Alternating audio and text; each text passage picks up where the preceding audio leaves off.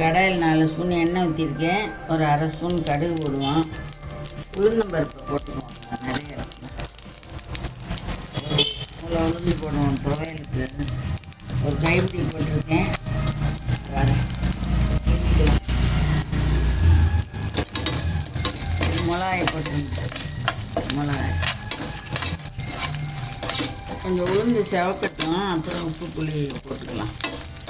தோல் வேகணும். பாருங்க, கடுகுலாம் வெடிச்சிருச்சு, உளுந்து செவந்துருச்சு. இந்த உப்பு புளியை போட்டு இந்த தோலையும் போட்டு வதக்கிக்கலாம். தோலையும் போட்டு வதக்கலாம். தோல் நல்லா வேகணும்.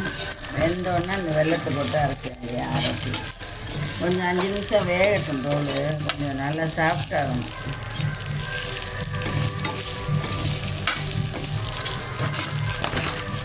ஓகே, பாருங்க, எல்லாம் போட்டேன். வெள்ளத்தையும் போட்டேன். 5 நிமிஷம் வதக்கிங்க. ஆரவும் அரைச்சிக்கிட்டு வரேன். அரைச்சிட்டு காமிக்கிறேன்.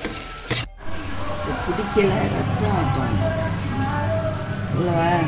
பாருங்க, இது ஆரஞ்சு தோல் வதக்கினதை அரைச்சிக்கிட்டு வந்துட்டேன். இன்றைக்கி இட்லிக்கு ஆரஞ்சு தோல் துவையல் தான் வச்சுருக்கேன். காலையில் டிஃபனுக்கு.